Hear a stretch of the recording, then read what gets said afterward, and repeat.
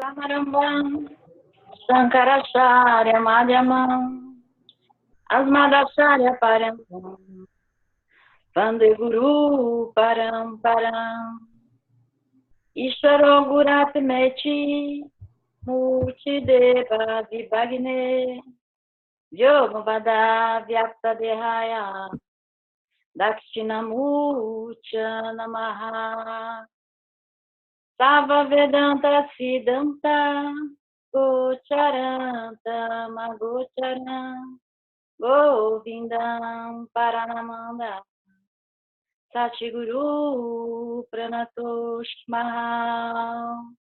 Shanti, Shanti, Shanti. Om. É isso aí, Alex. Obrigado, Wanda. Boa noite, pessoal. Então, vamos continuar aqui com o Yoga das Três Energias, que vai dando essas ferramentas aí, né? Isso é tudo para a gente ir observando e investigando na prática, né? O instrumento das energias, ele tem uma vantagem que ele pode ir te permitindo, com o passar do tempo, surfar de uma onda energética para outra. Em geral, dá para fazer isso. E tem que ir aplicando repetidamente isso aqui. Bom, aplicando repetidamente esse tipo de ensinamento, porque para a gente se tornar condicionado do jeito que estamos, é porque aplicamos repetidamente o engano e a confusão. Então, aplica-se o antídoto para o engano e para a confusão. A gente tinha parado aqui nos 4 tipos de pensamento. É bastante interessante ler com cuidado isso aqui e ir usando em você mesmo o tempo todo, porque muito provavelmente você vai encontrar uma amostra bastante generosa de todos eles no seu dia a dia, né? Às vezes a gente fica querendo encontrar esses padrões em outras pessoas, mas na verdade quando a gente tenta encontrar esse padrão em outras pessoas, a gente no fundo está usando um desses padrões para poder enquadrar os outros. Então é sempre um material muito fértil. É bastante fecundo ficar em cima desse tipo de ensino repetidamente, porque ele se verifica no seu cotidiano. E o seu cotidiano é pura e simplesmente uma repetição de padrões, né? A não ser que você comece a questionar e procurar entender esses padrões, né? Sobretudo entendê-los. E usando recursos que tornam possível a alteração desses padrões, né, em direção ao nosso objetivo maior. O nosso objetivo maior é um objetivo que vai permitir direcionar vários desses padrões de um modo mais apropriado. No fundo, substituir um padrão por outro, mais apropriado. Então, a gente tinha parado aqui, na página 49, 4 tipos de pensamento, né? Como é que ele começa? Compreender os 4 tipos de pensamento a seguir é necessário antes de você começar a trabalhar em si mesmo. Pois é, exatamente o que a gente estava falando aqui. Primeiro pensamento é o pensamento involuntário impulsivo, prestando bastante atenção nessas 2 palavras que estão adjetivando a palavra pensamento, né? Não é apenas um pensamento involuntário, não é apenas um pensamento impulsivo. Ele é um pensamento que é involuntário e impulsivo. Então, você está diante de um pensamento que ele é automático, né? E ele é impositivo, né?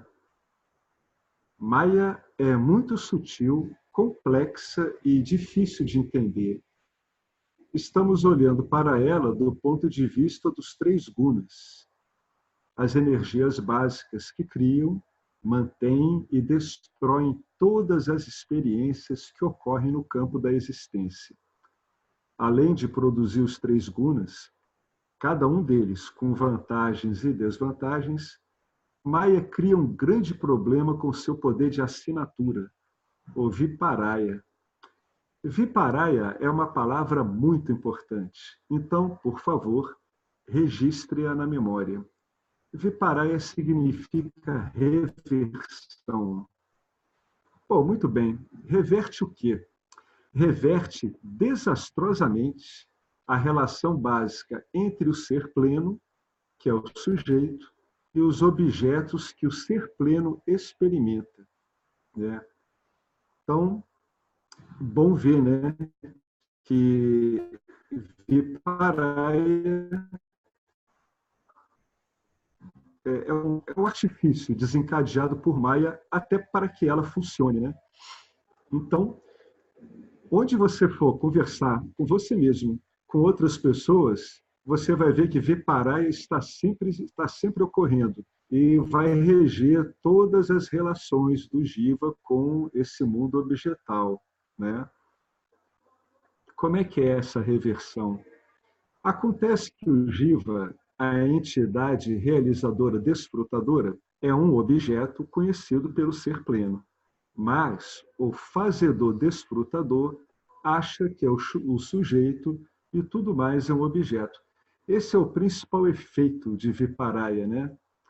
Viparaya transforma o que a gente chamaria ego, várias palavras, né? Fazedor, desfrutador, em última instância transforma esse que executa ações para procurar se beneficiar dos frutos das ações. O que Viparaya faz? Faz com que você se identifique com esse indivíduo que ele fica apanhado num ciclo implacável e interminável. É o próprio samsara. Você se engaja numa ação, achando que você é esse que se engajou na ação, espera um resultado dessa ação, achando que é esse que está esperando o resultado e quer desfrutar. Né? Então, você começa a trazer para você o quê? Atributos. Atributos que você não tem. Né? O atributo de fazer, o atributo de ter expectativas, de querer desfrutar. Então, é um ciclo muito fechado, muito forte e que enquadra sem exceção. Bom, deve haver uma exceção ou outra, mas a gente vai ter que trabalhar aqui praticamente sem exceção. Enquadra praticamente todos os jivas. Então, quando ocorre essa identificação, dado por esse truque, o que acontece? Você, o ser pleno, acha que é o sujeito, né? E que tudo mais é um objeto. Você acha que é esse fazedor desfrutador e acha que ele que é o principal. E tudo mais é um objeto em cima do qual esse fazedor desfrutador se debruça para obter o que ele acha que ele quer. Caso esse desfrutador, fazedor, ouça acerca do ser pleno, ele vai compreendê-lo como mais outro objeto. Né? Isso é muito interessante, né? Porque uma vez que o ser pleno tenha se objetificado por um truque de Maya como um fazedor desfrutador, ele vai olhar para a sua natureza como se essa natureza fosse um objeto também. Né? O que eu estou querendo dizer com isso? Que todo o teu sistema de pensamento condicionado ele é um formatador de objetos. E a primeira formatação de objeto vai ocorrer no pensamento.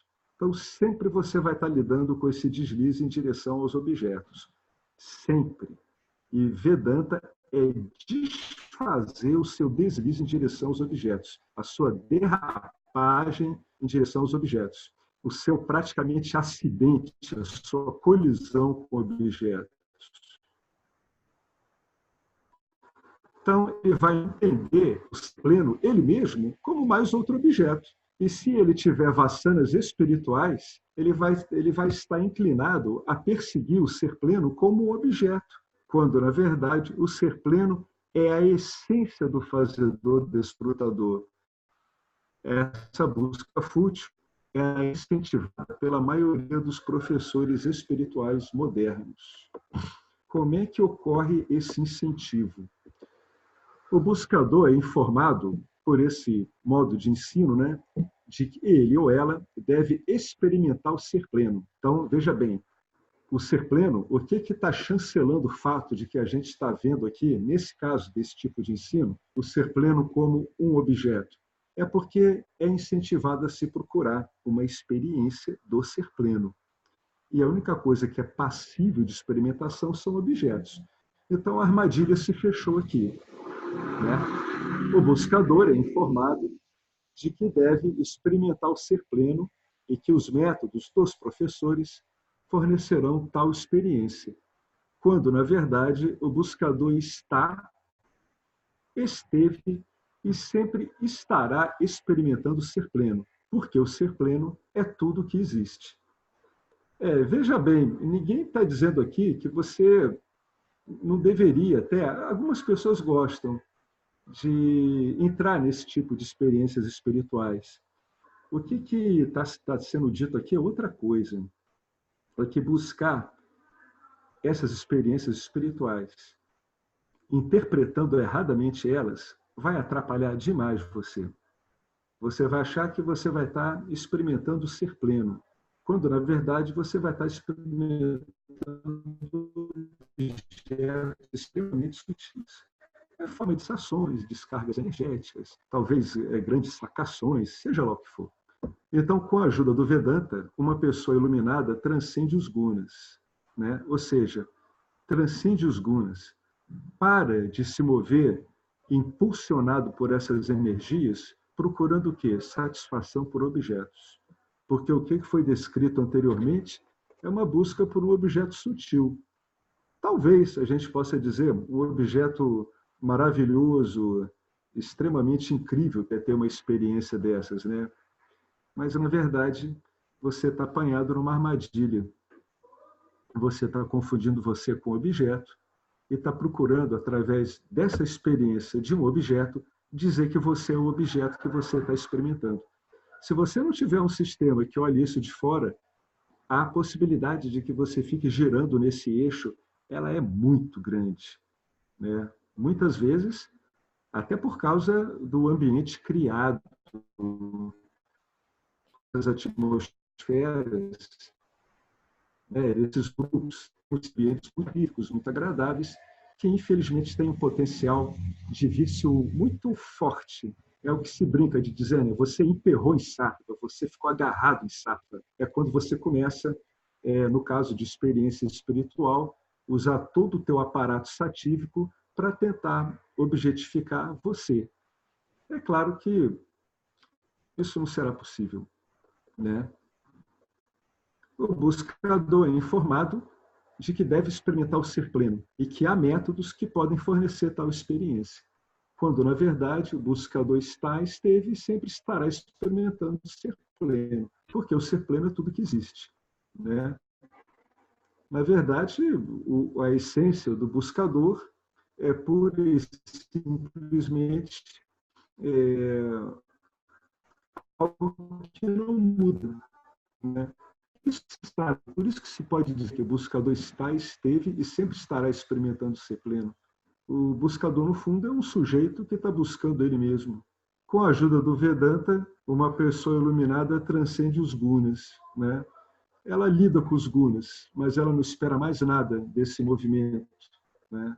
Não espera mais nada. Eu quero ser feliz experimentando coisas. Vai ocorrer o contrário.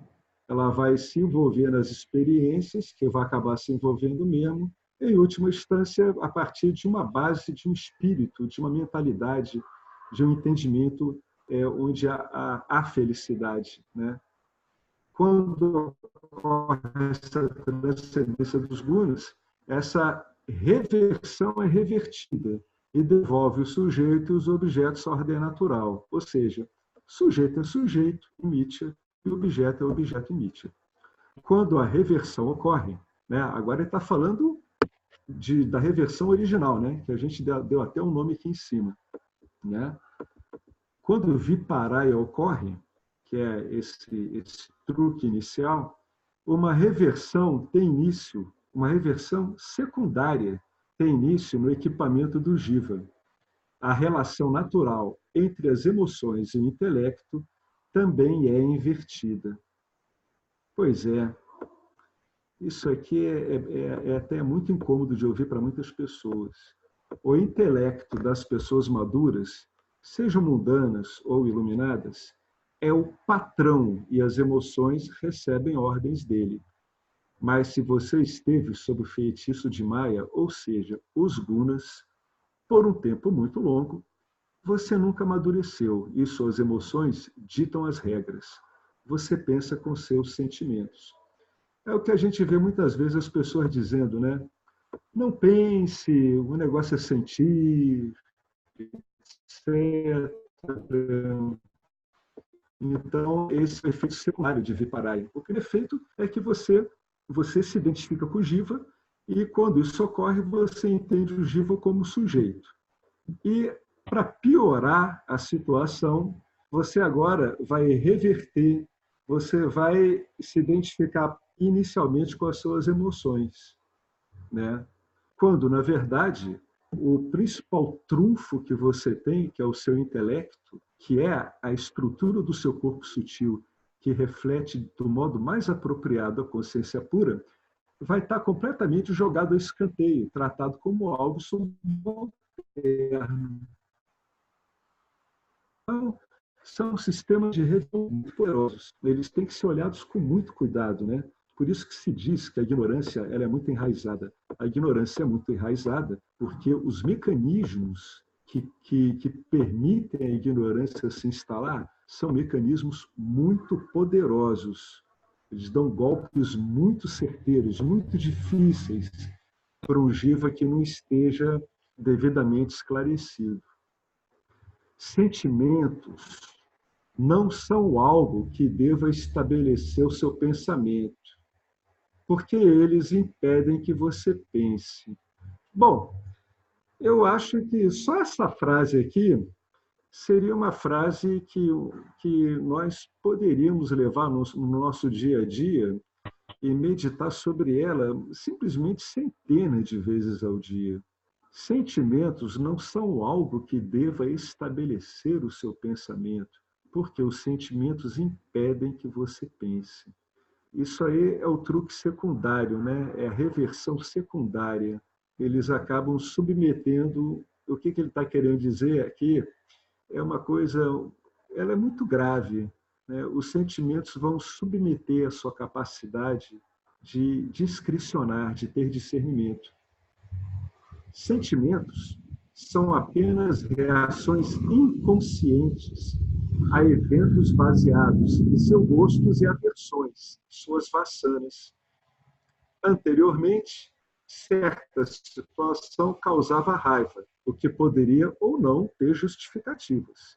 Mas da próxima vez que uma situação semelhante surgir, você ficará com raiva, mesmo que a raiva seja totalmente inadequada.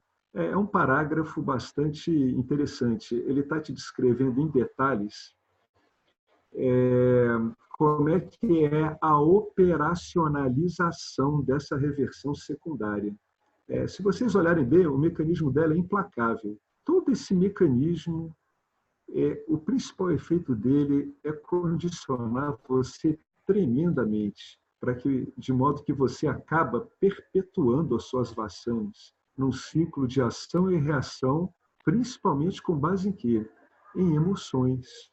É assim que você é agarrado no ciclo de ações e reações, agarrado fundamentalmente nas suas emoções. Mesmo as pessoas que se deliciam com objetos muito sutis, como pensamentos, né? São pessoas cujos objetos principais de identificação são ideias, ideais, etc., elas o estão porque isso causa satisfação, causa um contentamento nelas, né? Isso é um grande truque. Às vezes, por trás de toda uma racionalização de um sistema de pensamento, única e simplesmente está a satisfação daquele que defende isso, né? E qual o único recurso que ele tem? É que esses sistemas todos sejam desdobrados para que ele veja, e ele veja como ocorre nele. É por isso que, em última instância, isso é um assunto um pouco delicado. É por isso que, em última instância, alguma coisa que ocorra em você, né, no seu jiva, independentemente de ser justificável ou não, ela deve ser retirada completamente do âmbito de outros jivas e deve ser olhado só para você mesmo. O que eu estou querendo dizer com isso? Se o seu objetivo principal é investigar, o relevante na investigação não é que o seu jiva está tendo um problema com outro jiva, porque mesmo que isso seja justificável, o que é importante notar é o efeito que isso dá em você. Eu li isso há muitos anos atrás com o Ramdas e eu não entendi, mas hoje em dia eu estou entendendo por que isso é fundamental para você não perder a investigação. Porque se você entender que as suas justificativas são válidas, você vai estar afirmado de novo num objeto. Que objeto é esse? O objeto é a sua justificativa. Não é que você deva jogar essas coisas fora, né? Não, então não vou mais estar interessado em olhar ou não justificativas, não é isso.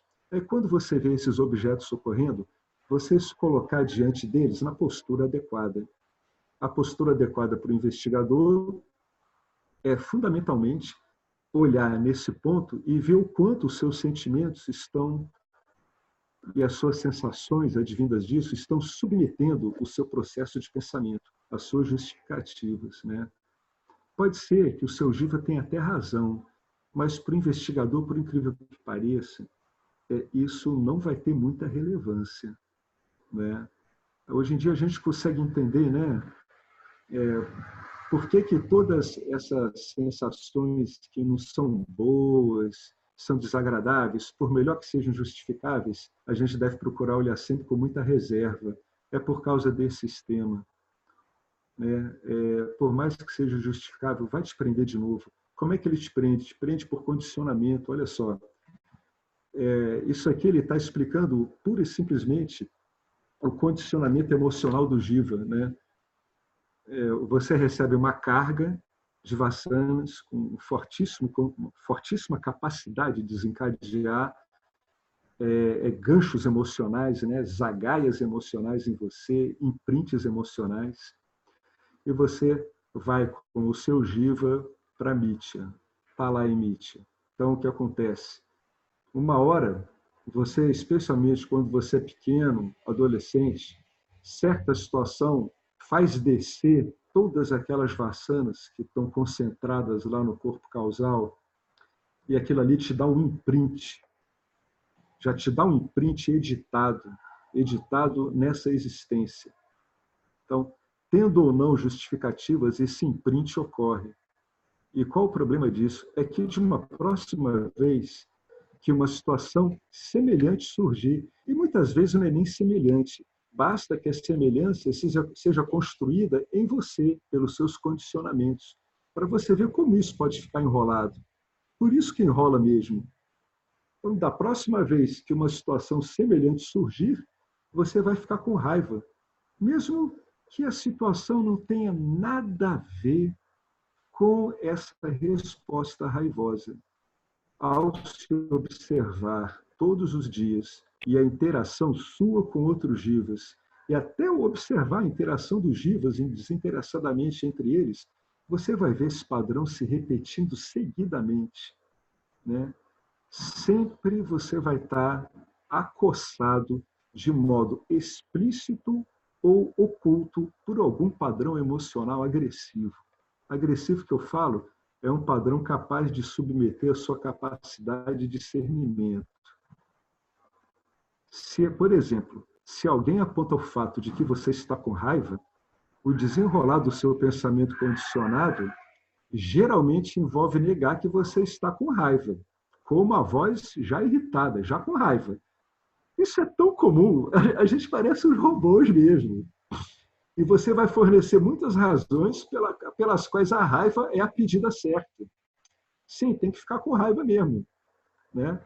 Isso ocorre o tempo todo com a gente. O tempo todo eu estou andando na rua, eu estou vendo a minha interação diária com as pessoas, com as manchetes de jornal, e eu fico vendo que eu fico zangado.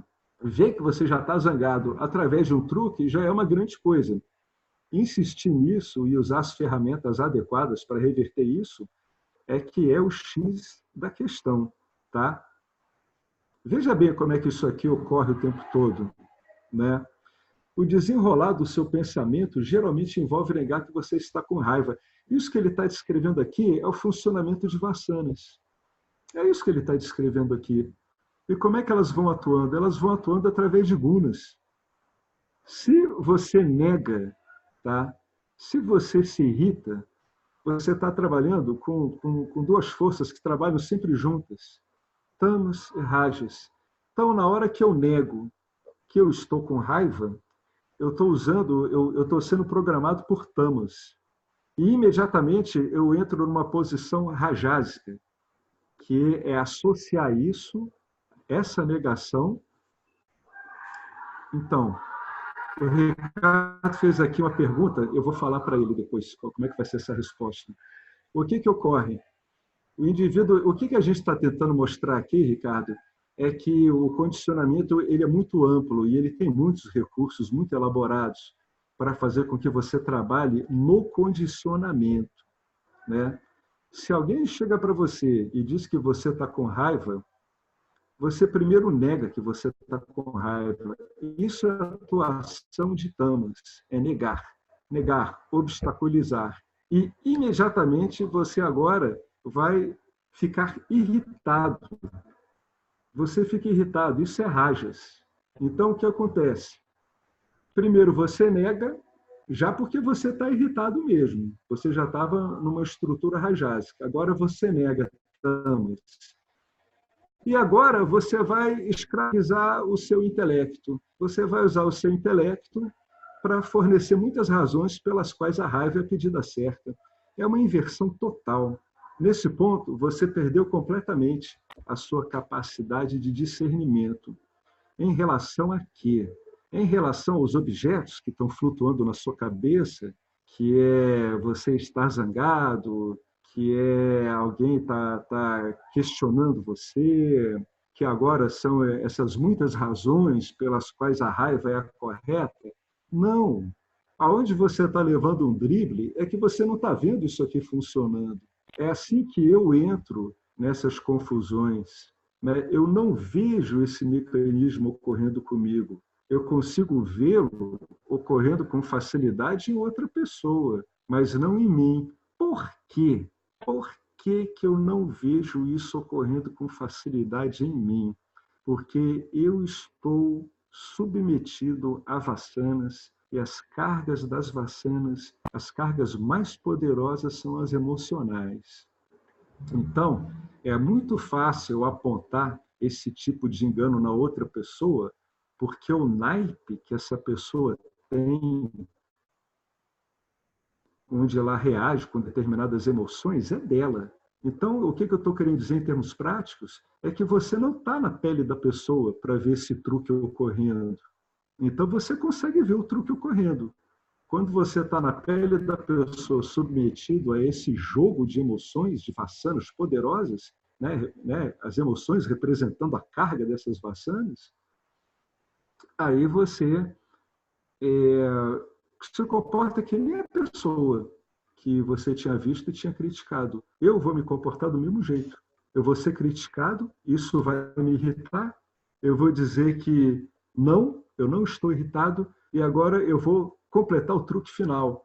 Eu vou simplesmente subornar o meu intelecto, eu vou corromper o meu intelecto para que ele justifique uma emoção condicionada. É Alex, grave. Oi? você me permite uma parte? São espécies de programinhas rodando, né? Ele aqui só está dando um exemplo que, de fato, a gente já observou acontecer na gente, acontecer nos outros. Mas, assim, por exemplo, as pessoas manipuladoras são as pessoas que costumam ter mais sucesso, assim, na área empresarial. Por quê? Porque, de uma maneira quase que inconsciente, elas captam a forma como os seres humanos agem e reagem em determinadas situações. E aí elas apenas usam isso a seu favor. E dentro do campo da psicologia, né, especificamente nessa área que eu trabalho no judiciário, então eu faço laudos, psicologia forense, investigativa, as técnicas também são baseadas nisso, né? Quando eu faço uma determinada pergunta, eu já sei o tipo de reação que eu vou provocar naquele sujeito, sabe? E já faço essa pergunta esperando aquele tipo de reação para enganchar numa outra pergunta, para ter uma outra reação, e assim vai indo. Então, quando você começa a estudar a mente humana, você vai ver que são basicamente, né, programas de ação e reação rodando e altamente previsíveis. A mente humana, ela não é complexa. A gente tende a crer, né, que é complexa, porque, por exemplo, quando essa situação aqui de raiva, né, de negação da raiva surge em nós estamos tão identificados com o processo que nós achamos natural, é nosso, sou eu, né? E aí eu falo, não, eu não tô com raiva, não sei o quê, tá. E nesse sentido, é sempre mais fácil para nós entender, compreender o comportamento do outro, como é que o outro se coloca em determinadas situações, do que entender e compreender o nosso próprio, porque a gente não se vê, a gente não se olha com esse olhar analítico, porque a gente toma tudo o que vem daqui, o que se manifesta aqui da mente, como sendo nós, como sendo eu. E assim, não é, de verdade não é. São programas universais rodando, assim, em todos os divas. E é por isso que você pega um teste psicológico, por exemplo, e você é capaz de detectar características ali, ter uma leitura daquela personalidade, e as pessoas falam assim, mas como aquele desenhinho revela essas coisas? Porque tem uma certa descrença, né?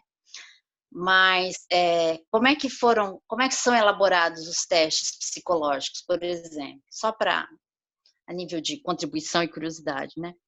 Então, eu pego lá uma amostra de sujeitos agressivos, e comprovadamente agressivos, né, que sempre se meteram em situações agressivas, e peço para eles desenharem, sei lá, uma árvore. Incrivelmente,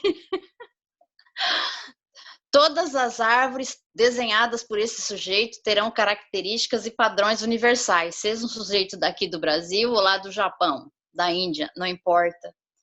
Os traços serão muito semelhantes. E assim com todos os testes. Por isso que teste é uma coisa universal para detectar características. Então, a mente, ela tem um funcionamento muito previsível e muito semelhante em todos os livros. São basicamente programinhas rodando. É isso. Perfeito, Wanda, é isso mesmo. É preciso desmistificar essa ideia da complexidade do funcionamento do que a gente chamaria de mente, corpo sutil no ser humano, né? O que dá o truque e aparentemente te faz acreditar que ela é complexa é a riqueza de objetos sutis que esse sistema de corpo sutil cria, né? São justificativas, é um amontoado de emoções, sentimentos, histórias, mas à medida que você vai abstraindo o conteúdo desses objetos, que são conteúdos voláteis, né, muito baseados em memória, você começa a ver que o funcionamento é muito parecido, né? Quando é que você começa a ver que o funcionamento é muito parecido? É aí que você chega no osso duro de roer do Vedanta, que é o osso duro de roer de qualquer caminho espiritual. É quando você é obrigado a olhar para o seu jiva, né? Esse é o osso duro da coisa. Não há caminho fácil nisso. Não adianta dizer que alguma bênção maravilhosa vai um dia limpar isso totalmente. A proposta do Vedanta é que isso seja compreendido sem conflito. E aí eu queria fazer a pergunta, eu queria retornar uma pergunta que eu vi aqui, que foi a primeira pergunta, foi a do Ricardo. Ô, Ricardo, ficou um pouco mais claro com você essas colocações aqui que a gente foi colocando, depois as colocações da Wanda, ficou um pouquinho mais claro para você como é que isso ocorre na prática? Tá legal? Isso é uma coisa aí que você vai encontrar uma riqueza de material muito grande em você mesmo, Ricardo, né? A gente nunca pode ir para um tipo de investigação dessa querendo resultados. O primeiro ponto que a gente tem que ter quando vai lidando com isso é mais um reconhecimento de como a tua estrutura está funcionando, né? E você aplicando essas regras gerais de funcionamento, você vai descobrindo. Um dos grandes erros iniciais é o cara querer mudar isso na marra. Não, você aqui está aplicando um conhecimento de uma mecânica de pensamento, um sistema condicionado, né? Vássanas, com forte apoio emocional, que é o cimento mesmo, que junta os tijolos do Jiva, é o condicionamento dele emocional, né? Aquela coisa. Então, a gente vai estar lidando com isso, sempre esse ciclo, né? Emoções, justificativas, ataques ou defesas. Você vai estar sempre girando nisso. Os objetos que você constrói para justificar isso ou não podem ser complexos e podem ter a sua beleza. Ninguém está dizendo para descartar isso, não. Mas aqui a gente está prestando mais atenção no funcionamento, né? Ocorre uma inter-relação e ela provoca um sistema básico de defesa ou um sistema básico de ataque, né? Logo em seguida, vem toda a estrutura emocional carregada nisso e muitas vezes vem o que eu chamo de você subornar o intelecto, né? Você começa a dar ao intelecto uma tarefa nada elegante de justificar isso aí tudo, né? Isso não é um panorama agradável, não adianta achar que ao lidar com isso, pelo menos inicialmente, vai ser agradável, não vai. E a gente vai ver no parágrafo seguinte, que realmente está corroborando tudo isso que a gente está falando, né? Veja bem, e aí tem uma pergunta também do Felipe. Felipe, eu me lembro da sua pergunta. A gente lida com isso aplicando conhecimento, tá? O tempo todo. Você vai aplicar o conhecimento infinitas vezes, porque você, para ficar condicionado assim, você aplicou a ignorância infinitas vezes. Então, o remédio você vai aplicar infinitas vezes. É por isso que tem que ter cuidado com objetivos. O meu objetivo é me livrar disso, disso. Não, inicialmente, vai com calma.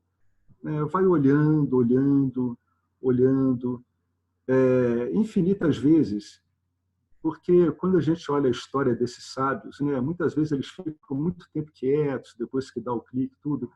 Eu não tenho a menor dúvida que nesse aquietar deles, eles estão observando esses movimentos condicionados seguidamente. E é por causa disso que eles conseguem falar sobre isso, porque eles olharam isso neles mesmos. Então, às vezes, você vê um cara como Ramana, ficou muito tempo, né, em silêncio, tinha muito Nirvikalpa Samadhi, mas, sem sombra de dúvida, ele estava olhando esses movimentos residuais também, Nisargadatta, todos eles. Ninguém tem como escapulir disso.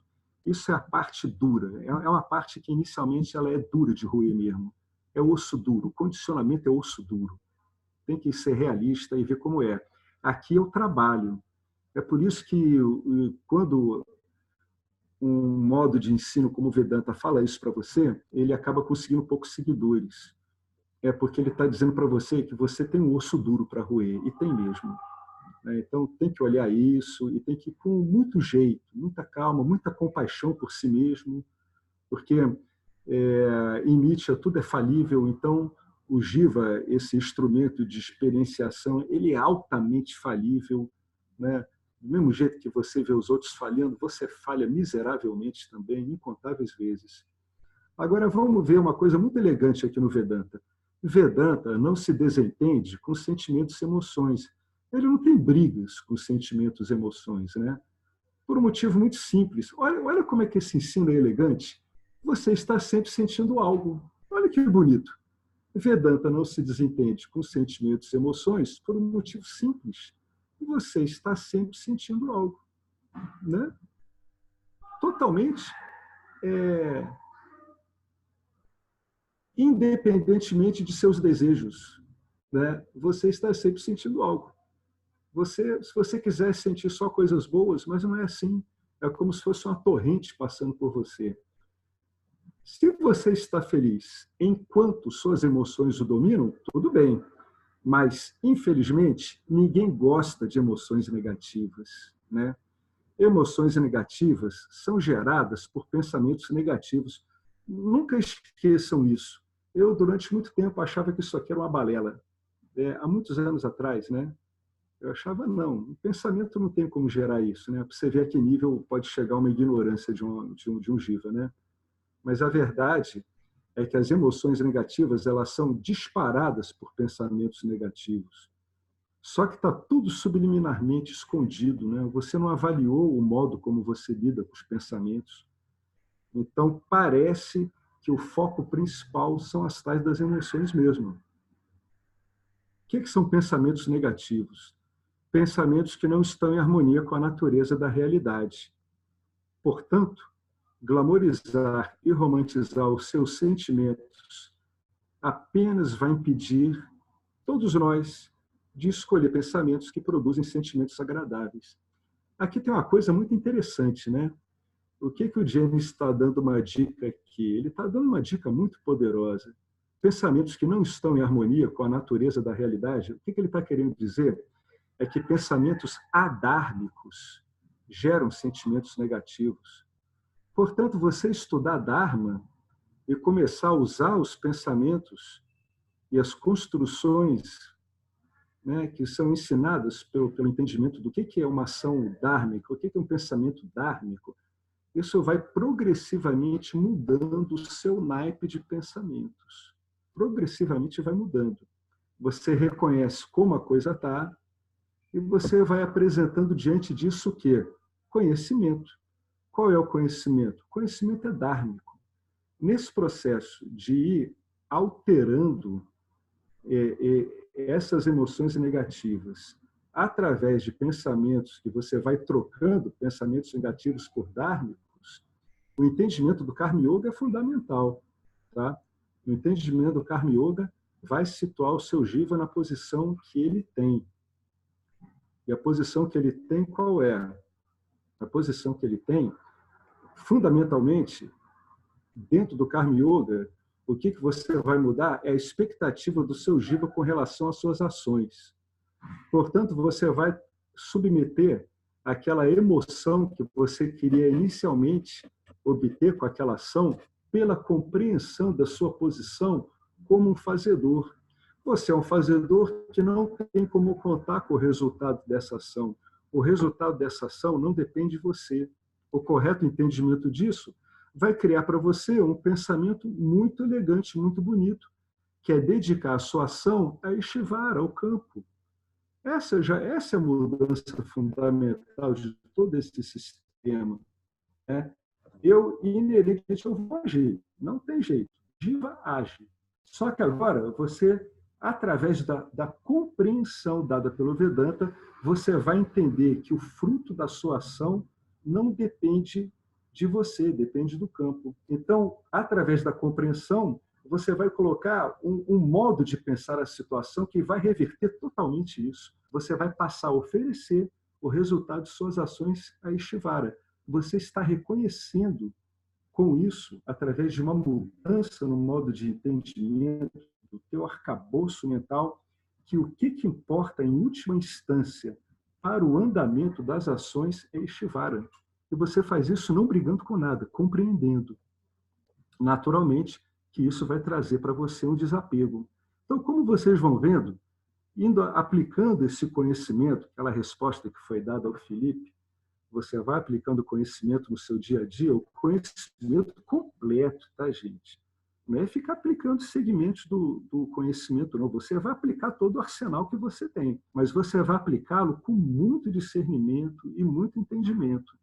À medida que você vai aplicando tudo isso, Jnana Yoga, Karma Yoga, né? O entendimento do universo, como é que ele se mantém naquilo que nós podemos compreender para nós, você vai causando o desfazer desse modo de atuar através de pensamentos adármicos. Agora, sem olhar essas estruturas adármicas ocorrendo em você, como é que você poderia usar os instrumentos apropriados para revertê-las, né? Esse contato inicial é que ele é muito desagradável e ele vai ter que ser lidado com muita compaixão, com muito entendimento, né? Muito carinho com o seu Giva, né? Com o seu bonequinho, né? Não é para sair chutando o cachorro e achando que o coitado do cachorro tem que fazer aquilo que se acha que é correto. A coisa é um pouco mais suave, né? Então, agora, a gente saiu do pensamento que seria o pensamento impulsivo, involuntário, e agora a gente vai entrar em outro tipo de pensamento, que aqui Posso só... na ideia do James é mais grave ainda. Oi, Eu fala, ia Fábio. falar algo a respeito desse aspecto, né, do que está sendo abordado como pensamento impulsivo, Alex. Eu ia falar lá atrás, mas vamos lá. Ele usa essa frase aqui que você enfatizou, porque é muito boa mesmo: sentimentos não são algo que deva estabelecer o seu pensamento, porque eles impedem que você pense, né? Então a gente não deve permitir que sentimentos estabeleçam o nosso pensamento, e isso é produto de vasanas, que elas são de uma carga que tem combinações de rajas ou de tamas.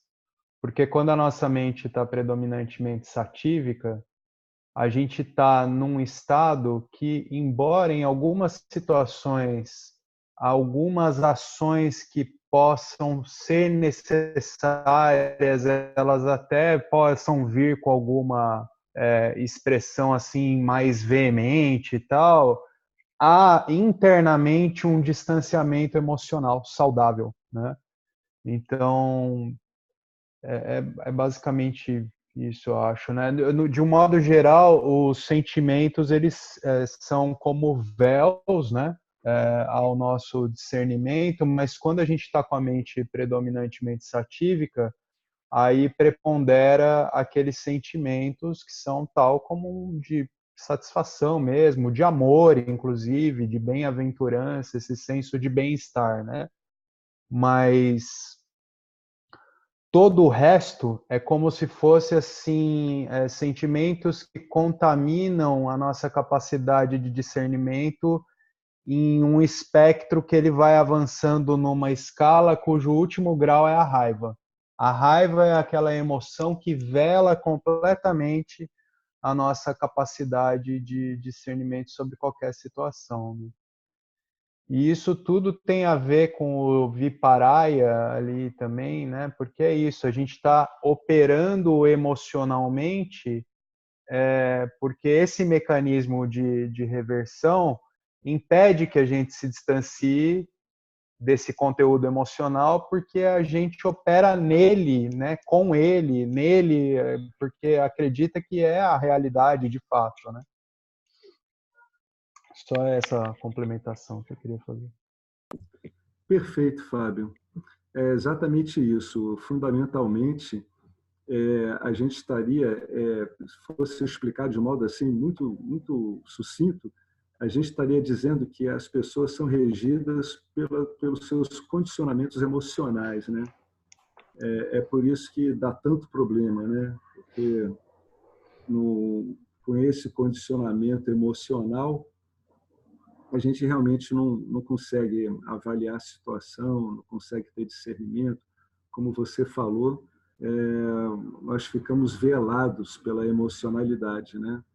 Então, sempre que a gente vai lidar com as nossas vasanas e as dos outros também, a gente certamente tem que contar com uma carga de emocionalidade mesmo, que ela é muito mobilizadora, né?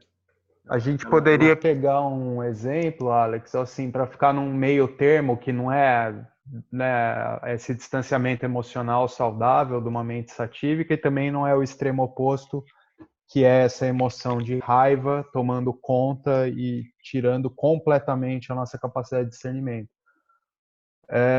Por exemplo, o apego emocional.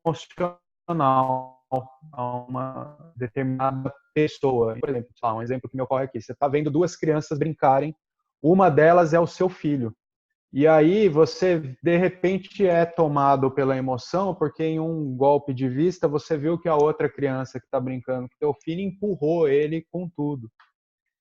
E aí você, de repente, não percebeu que antes o teu filho tinha, sei lá, tacado a areia do parquinho no olho da outra criança.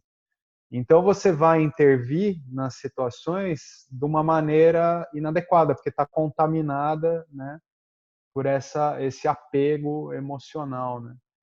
Então é isso, a gente não deixar as emoções e se estabelecer como aquilo que é determinante ao nosso pensamento, que daí a gente vai estar fadado a se equivocar sempre, né? O Alex. Fala, Henrique. Bom, tudo bem? Curiosamente, recentemente tive a oportunidade de ler um texto de como que os pensamentos são, digamos, gerados, né? E lo que eu li era o seguinte: ele explicava de que as ações e los sentimentos, eles vão, digamos, impressionando o corpo, o duplo etérico, porque a gente tem um duplo etérico que seria mais sutil, né? E esse duplo etérico sutil, quando impressionado pelas ações, pelas emoções, impressiona o astral. E o corpo astral, quando está impressionado pelas ações e pelas emoções, passa a impressionar o corpo mental. E aí se fecha o ciclo mental. Você pensa, gera pensamento, impressiona seu corpo sutis e vai impressionando o duplo etérico, o astral, que termina de novo impressionando o mental, né? E aí você gera um padrão de comportamento que, na verdade, é um ciclo fechado, né? Então, ou seja, o pensamento que são aleatórios, embora pareçam aleatórios, cada um de nós temos um padrão de pensamento em base a impressões, digamos assim, que vão ficando nos nossos corpos astrais por nossas vivências, né? Então, não sei, eu acho que é interessante, né? Porque o pensamento não surge, né? Qual é a relação, a ligação entre pensamento e emoção, né? Como que uma emoção, quem que está primeiro? Uma coisa que corre, digamos, que sempre me questionei. Pensamento gera emoção, emoção gera pensamento, como que... E aí eu entendi esse mecanismo, que para mim, pelo menos, faz sentido, né? Um texto de Hermes Trismegisto que eu li, né? E que aí faz sentido, quando cada vez, e faz sentido, né? Os corpos sutis que nós temos, eles vão sendo impressionados, certamente, que é o que quando a gente morre, o corpo sutil é que esses corpos, né? Que são os que vão, digamos, sendo impressionados, o duplo etérico, repito, o astral e o mental, né? Dessa forma, esse ciclo vai se fechando, vai se retroalimentando, digamos assim, né? Pelo menos, essa é a interpretação.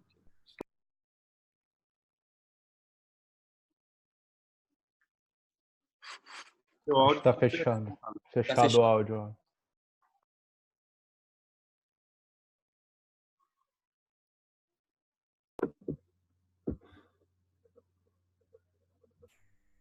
O Henrique. Oi. Como é que você explica essa dinâmica que você acabou de falar aqui para a gente, usando as ferramentas do Vedanta?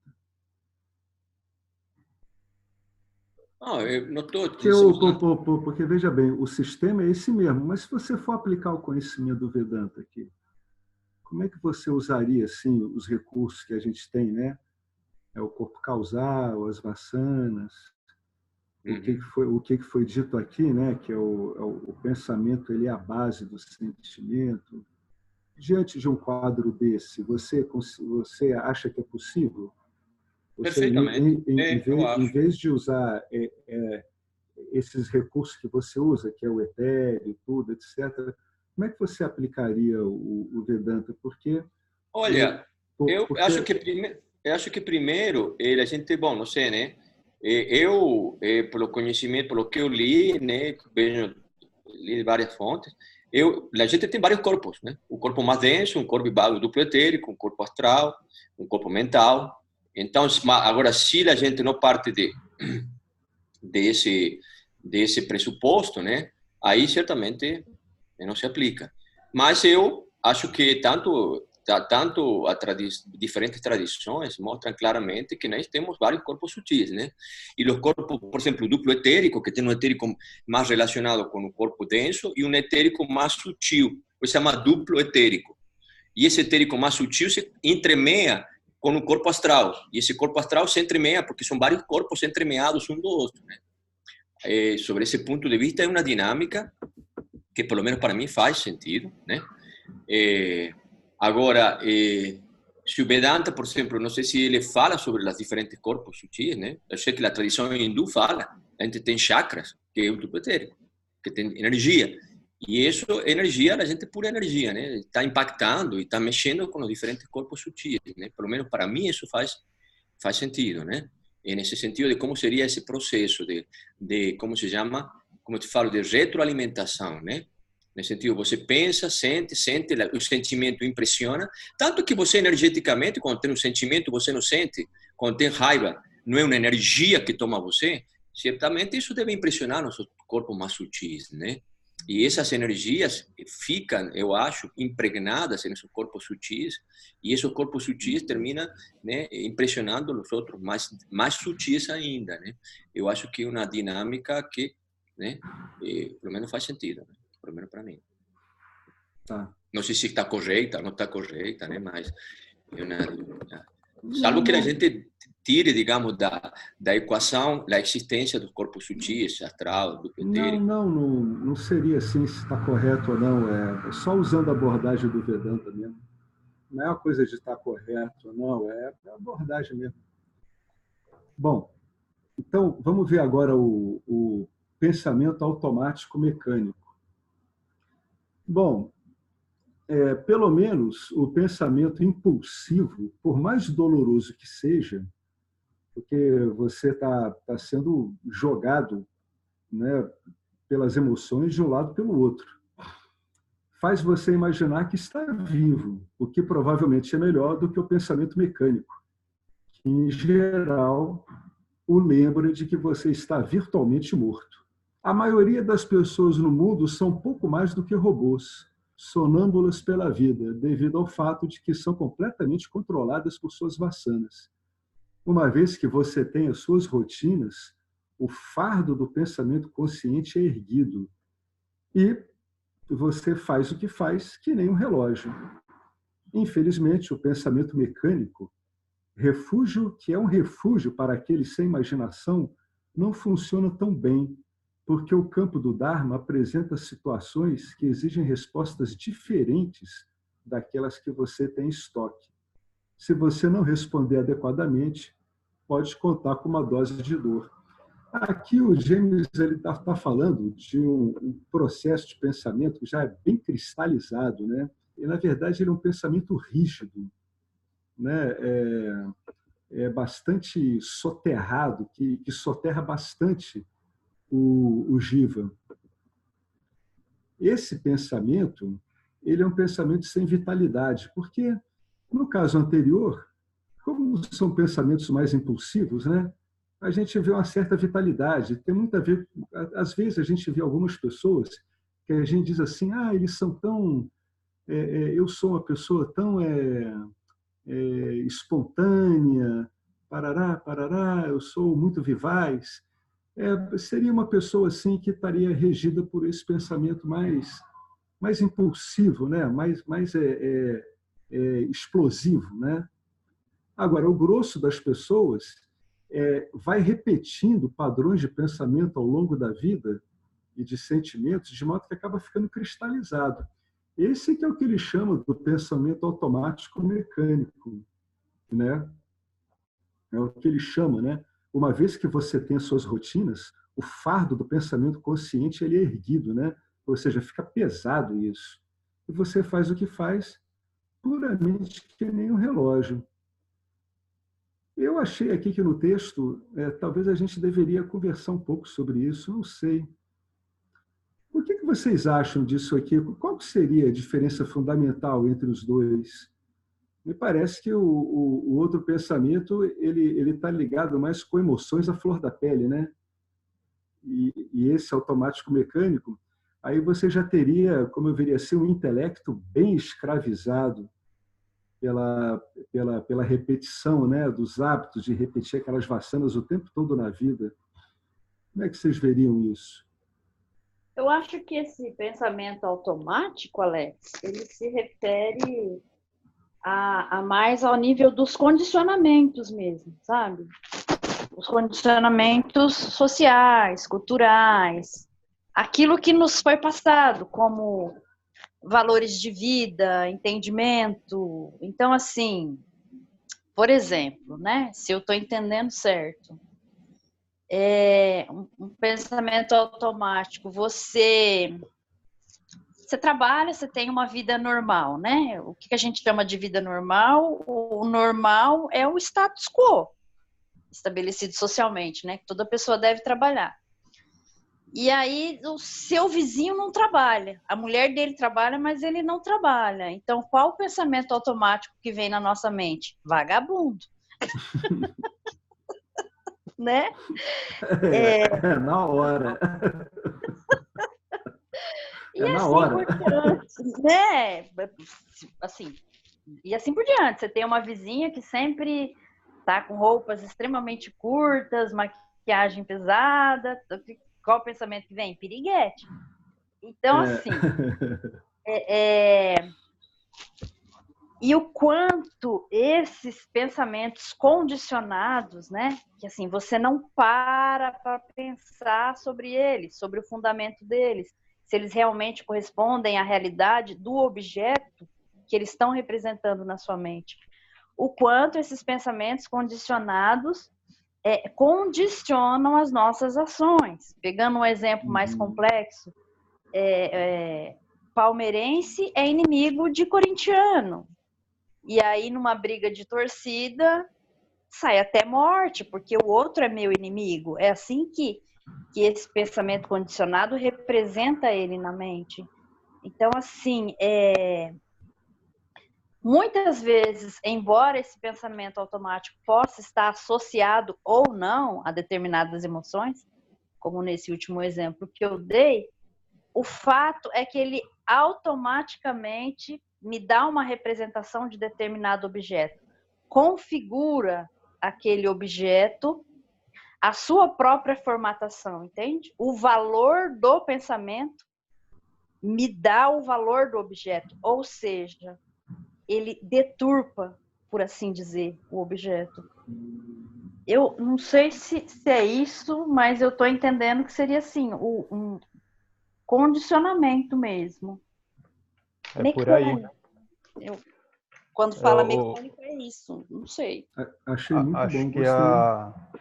a distinção dessas duas categorias, esse segundo, dentro do que a Wanda falou, é como se fosse assim a forminha na qual cada um de nós opera, né? Então, se teu pensamento tem uma tendência mais conservadora, mais progressista, se você vai olhar para a vizinha com a roupa curta, como a Wanda falou, e já falar que é piriguete, ou se não, enfim.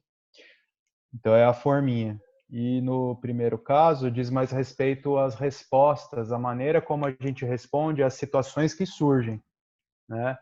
Então, por isso que nesse segunda categoria, ele faz a relação com a rotina, né? O sujeito opera dentro daquela rotina no dia a dia dele e tal. São as duas categorias caminham juntas, né? A maneira como ele vai responder a determinadas situações vai ser determinada pela primeira categoria lá, os pensamentos impulsivos e involuntários, né? Essa básica distinção é mais a ver, é mais a ver com a forma que formata mesmo o indivíduo dentro de uma caixinha, e o outro é dentro do cotidiano aquilo que surge, a maneira como ele responde. Me ocorreu uma coisa, não sei se aplica. O automático poderia estar mais ligado a tamas e o impulsivo a rajas? Para pensar, não sei. O que vocês acham? Boa, gostei, muito bom. Eu acho que faz sentido. Muito bom. Porque as pessoas, né, aqui do jeito que ele coloca, né, que ele coloca assim que, infelizmente, o pensamento mecânico, refúgio que é para aqueles sem imaginação, não funciona tão bem no campo do Dharma. Então, assim, são pessoas com pouca capacidade de abstração, de literalmente sair da caixinha formatada ali, daquele mundinho, daquela visão de mundo, né, sustentada por esses pensamentos. Então, me parece que seria, sim, mais tamásico, porque são pensamentos que se conservam, né? E que resistem à mudança. São típicos de pessoas, assim, rígidas, conservadoras, né? Que se mantêm sempre naquela mesma estrutura, sem nenhuma mudança. Não sei, de fato, não é fácil diferenciar, não. Mas me parece que o deliberado é mais emocional mesmo, é mais rajado. Eu gostei muito desse enquadramento que o Marcelo deu. Mas eu acho que um mesmo. complemento que ele complementa o que o Fábio e a banda disseram. Quer dizer, eu falei da energia, eles falaram da forma, né? Eu acho que tem tudo a ver. Tá joia. Depois nós vamos submeter ao o que mestre. É bastante interessante.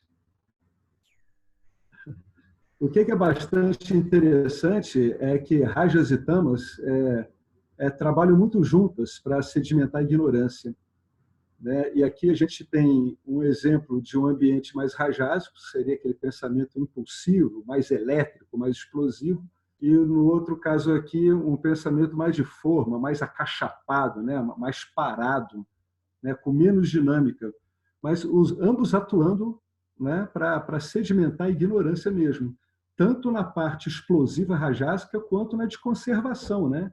De formatos, de rigidez. Você Muito usou duas bom. palavras muito boas, né, Alex. O sedimentado, né? Tem a ver mais com essa segunda categoria. Essa formatação é isso, aquilo que já está sedimentado, né? E na primeira categoria é o impulsivo, a gente está falando de fato de algo mais rajásico, porque o próprio texto leva a entender, né, da gente fazer sobreposições e tal, né? Não deixar os pensamentos, a emoção determinar os pensamentos, né? É por aí. Então, fica uma dica para aquela pergunta do Felipe. O Felipe disse: como é que a gente aplica, como é que a gente lida com isso? Por exemplo, Felipe, você pode ver na sua interação do seu dia a dia, por exemplo, como é que é essa interação fundamental aqui, né? Ela, numa determinada situação, ela trabalha de modo mais rajásico ou ela é uma interação mais tamásica? É interessante isso, entendeu? Você aqui está vendo dois sistemas funcionando, né? Um sistema basicamente rajásico e um outro sistema basicamente tamásico. Mas, evidentemente, como é clássico no Vedanta, né? Rajas e tamas trabalham muito juntas. São muitas vezes descritos como os gêmeos terríveis, né? Terríveis porque, enquanto rajas tem o poder de projeção, que é de você se lançar sobre um objeto e atuar em cima desse objeto, no movimento mesmo. Tamas já tem a característica de velar, né? De coisas de apatia mesmo. Eles trabalham bem juntos. Agora, tem uma pergunta aqui do Carlos, deixa eu ver o que ele botou aqui.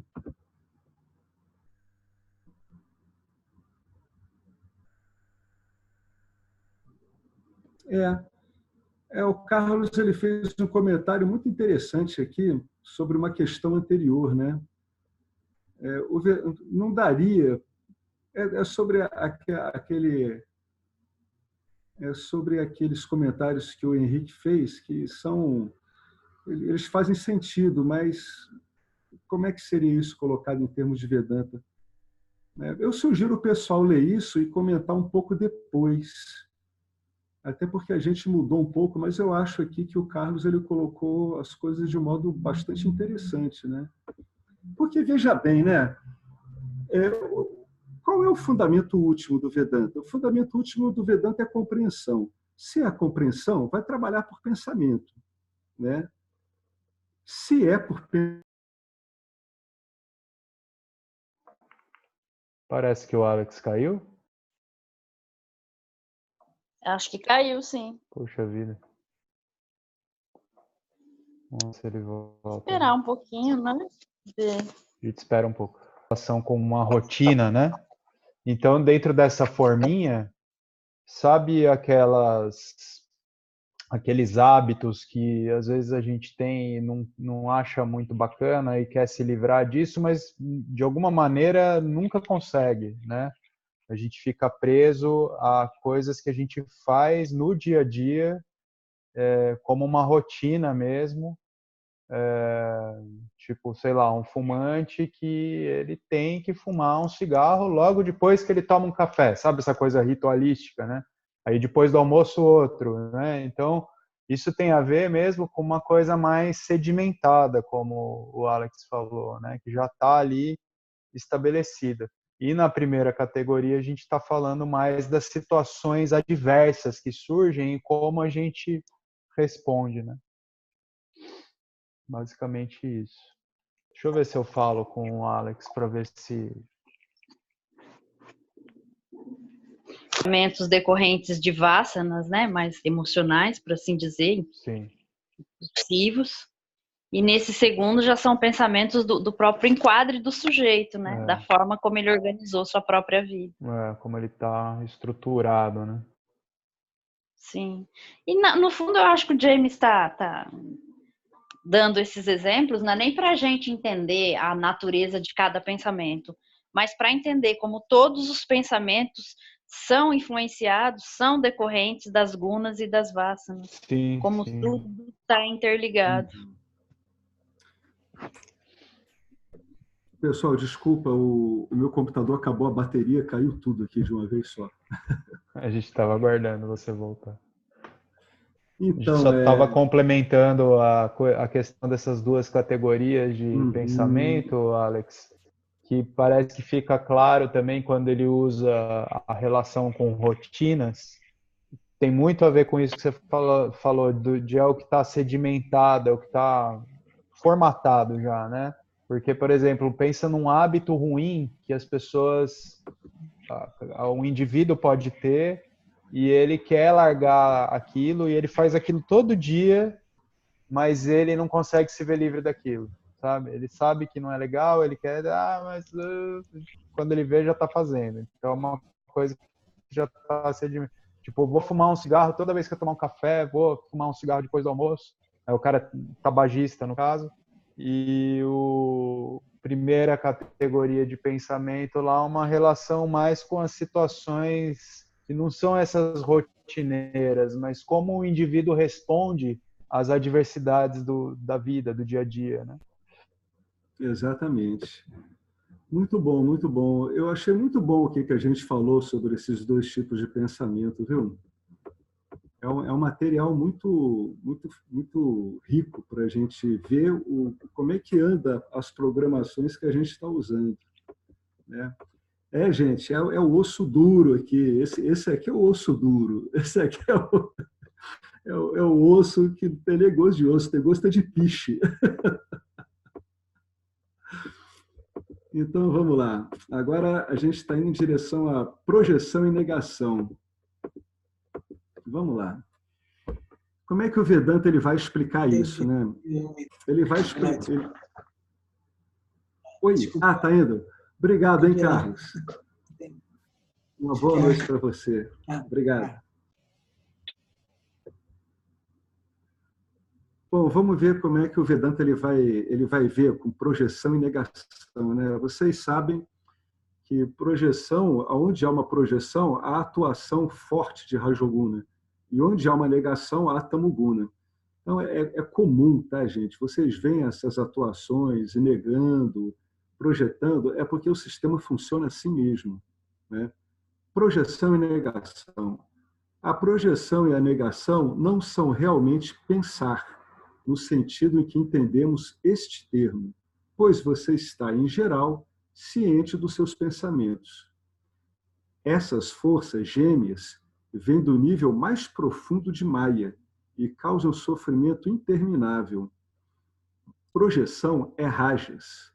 Projeção significa que a ignorância coloca um pensamento em sua mente, que pode ou não corresponder à realidade de uma dada situação. E Tamas o faz pensar que o pensamento é a realidade da situação. A ignorância corta o seu acesso à fonte.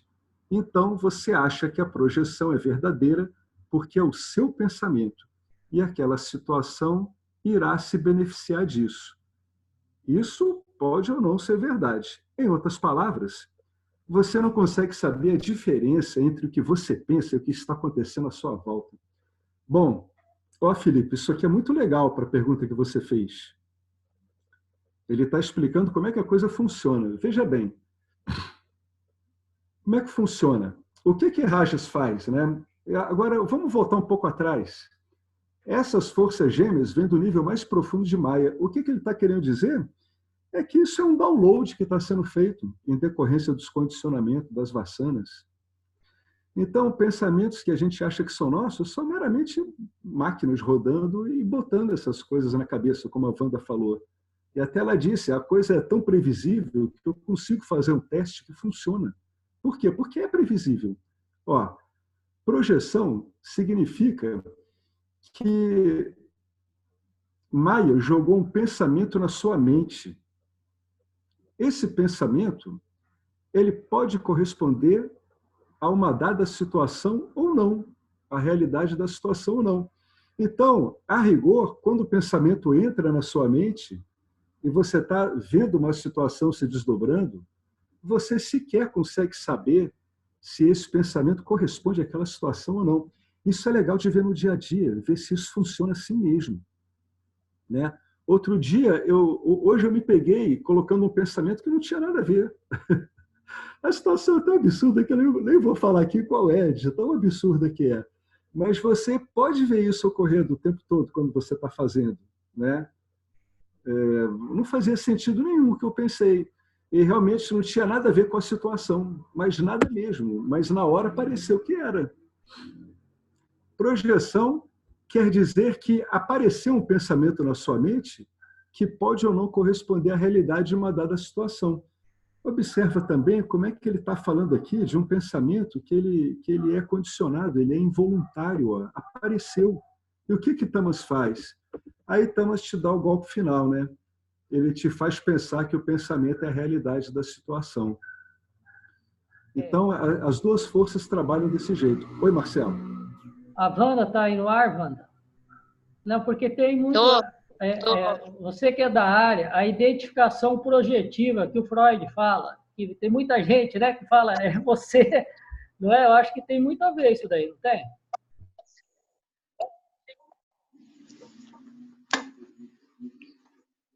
Tá cortando, Wanda.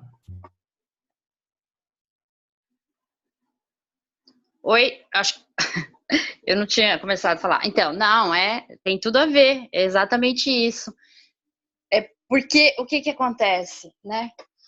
A mente, ela toma você como ponto de referência. Ela toma você, Marcelo, ela toma o próprio ego como ponto de referência para analisar as situações. Então, por isso que a gente sempre acha que a gente tem razão e que o nosso ponto de vista está certo, porque nós estamos nos tomando como referência. E não estamos tomando o outro como referência. Então, é por isso que numa dada situação, todo mundo acha que está certo, porque cada um ali está se tomando a si próprio como ponto de referência para pensar aquilo. E aí, conforme o Vedanta já ensina, né? O que é o meu ponto de referência? São justamente as minhas vasanas, né? Eu quero ter razão porque eu quero, enfim, ter satisfação na situação, não quero ter desprazer, eu não quero me sentir lesado naquilo. Então, assim, daí a nossa dificuldade humana de compreender o ponto de vista do outro, de ter muitas vezes empatia pelo outro, né? Sentir o que o outro está sentindo, porque a gente sempre está nos tomando como ponto de referência para pensar e agir nas situações.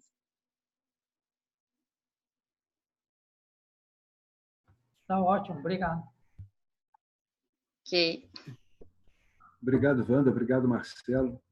Ótimo. Se vocês quiserem, tem uma história muito boa de tipos de temperamento dentro de uma situação que Queremos. aconteceu com amigos. Então a historinha é assim, virou uma piada entre os amigos. É a parábola da azeitona. Esses amigos estavam acampando e eram 2 casais. Aí a esposa de um deles pegou lá nos mantimentos que tinha para preparar a comida o pote de azeitona, mas ela já virou para todo mundo irada, porque dentro do pote de azeitona tinha um caroço de azeitona boiando. E ela olhou para todo mundo e falou: "Quem foi que pôs esse caroço de azeitona de volta no pote?" Já xingando todo mundo. O marido dela olhou e pensou: eu acho que ela tá pensando que fui eu. Aí a outra menina, esposa do outro cara, pensou: será que fui eu? O outro cara pensou assim: que se dane, vamos comer a azeitona.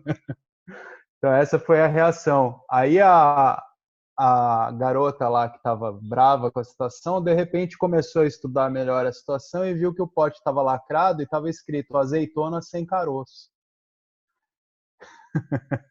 Então isso virou uma conversa interna, assim, que é a parábola da azeitona. Que a gente sempre lembra quando está com esses amigos, porque né, o erro veio de fábrica e ali já teve 4 tipos de projeção em cima da situação. É uma sequência de projeções nada a ver, né? É tudo informação, tudo errada. Tem conclusões, tudo errado em sequência. Exatamente. NDA. É assim mesmo. NDA. Nenhuma das alternativas. Nenhuma das alternativas. Isso numa situação simples, né? Um caroço de azeitona no vidro. Agora você imagine uma discussão política. Nossa Senhora. Aí é o cão, né? Como se fala. Então, eu acho que esse assunto é muito rico, né? Nós já estamos aí, já estourando o tempo. Acho que a gente podia encerrar aqui, né, Alex? Porque É uma boa ideia. é um assunto que vai render bastante. É uma boa ideia, porque a próxima pergunta dele é uma pergunta muito interessante, né? Os pensamentos realmente pertencem a você?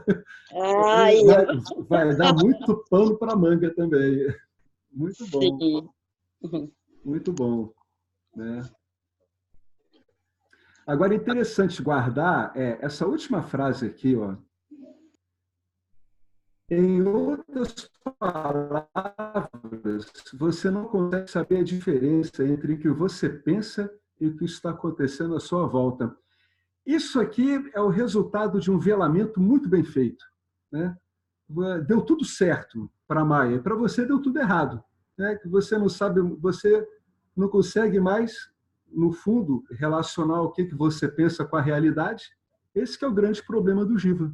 É esse aí, esse é o resumo. Exatamente. Quando isso ocorre, o drible foi muito bem feito. Você já não dá para dizer que a situação corresponde ao que você está pensando sobre ela. Aí já era, aí já se embolou de vez mesmo. Né? Foi um grande golpe muito bem dado. Aí Exatamente. é desse golpe aqui que a gente vai continuar na aula que vem. Esse assunto é bacana, eu gosto dele. É sutil, é bem interessante. E essa historinha da azeitona é o máximo. Como a Wanda disse, né? Imagina o resto, cara, que horror, né? É por isso que dá esses horrores aí pelo mundo afora. Tipo DR também, quando vai discutir a relação, o casal, meu Meu Deus. Deus, nossa senhora, isso é um suplício. DR é suplício mesmo. Bom, então, você encerra, Fábio, com o cântico? Podemos encerrar, a gente fica então no meio dessa sessão, aí a gente continua desse parágrafo seguinte, é isso? Vamos continuar desse. Tá bom. Então, ok. Ninguém mais quer falar nada, perguntar nada. Alguma colocação dos integrantes? Obrigado, Ricardo. Boa noite para você também. Boa noite. Então, Om Purnamada Purnamidam Purnamudachyate Purnasya Purnamadaya Purnameva Vashishyate. Om Shanti, Shanti, Shanti. Boa noite a todos.